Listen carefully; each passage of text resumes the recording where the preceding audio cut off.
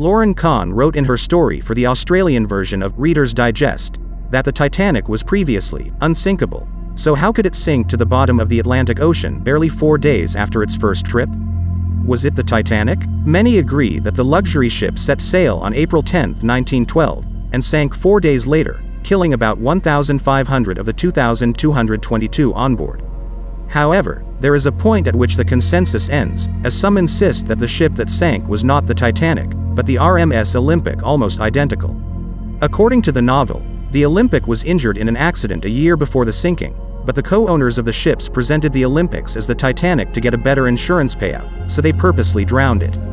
Although this Titanic scenario has many flaws, serial numbers on parts of the ship that did not drown confirm it.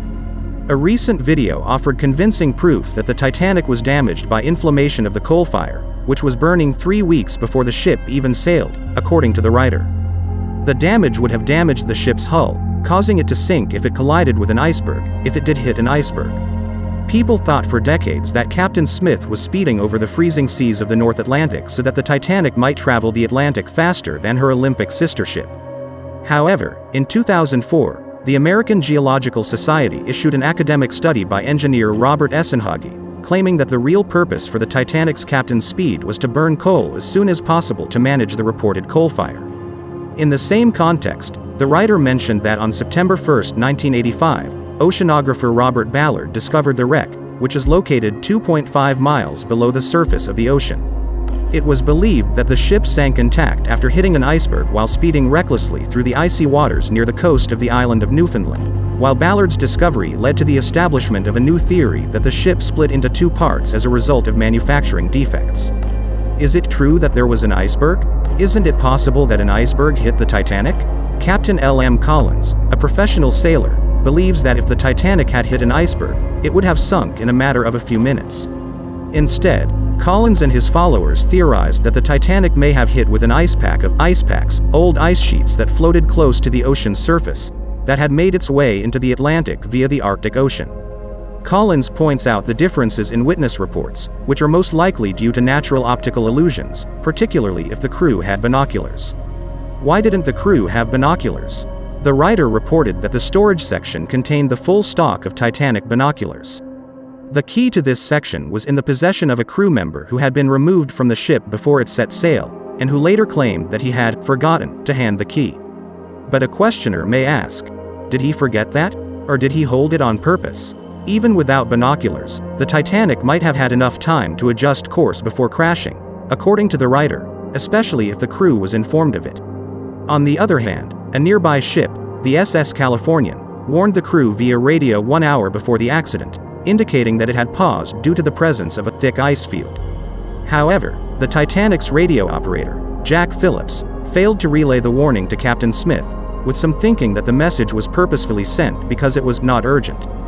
Did the California ship have the ability to save the Titanic? The writer added that this cruise ship was less than 20 kilometers from the place of the sinking of the Titanic when it sent warnings to the Titanic that there were icy dangers.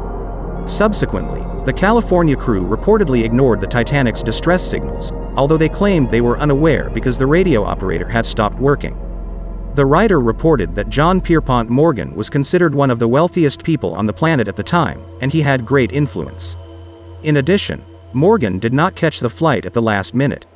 Which leads us to ask many questions, perhaps the most important of which is, why did Morgan and all his family members miss the trip? Was he aware of what would happen? Was he the one who planned this incident? Was the shipwreck a plot? The writer pointed out that some believe that the sinking of the ship has nothing to do with the insurance money, but rather Morgan is the one who planned the sinking accident to kill his competitors. Jacob Astor, Isidor Straus, and Benjamin Guggenheim perished on board the ship. The writer explained that, according to History.com, regardless of the cause of the sinking of the Titanic, such a massive loss of life could have been avoided if the ship had sufficient lifeboats for its passengers and crew. Whatever way we look at the Titanic disaster, the cause of the ship's tragedy will always be a source of mystery and conjecture. Perhaps one day we will know or discover something that confirms the cause of the sinking of this ship. This information was published in all of the above research journals and websites. Personally, I believe there is a possibility that there is a secret behind the ice sinking tragedy, and who knows? What are your thoughts? Do you agree with this? Please write to us in the comments section. If you enjoyed the video, please like it and subscribe to the channel to receive notifications of new videos.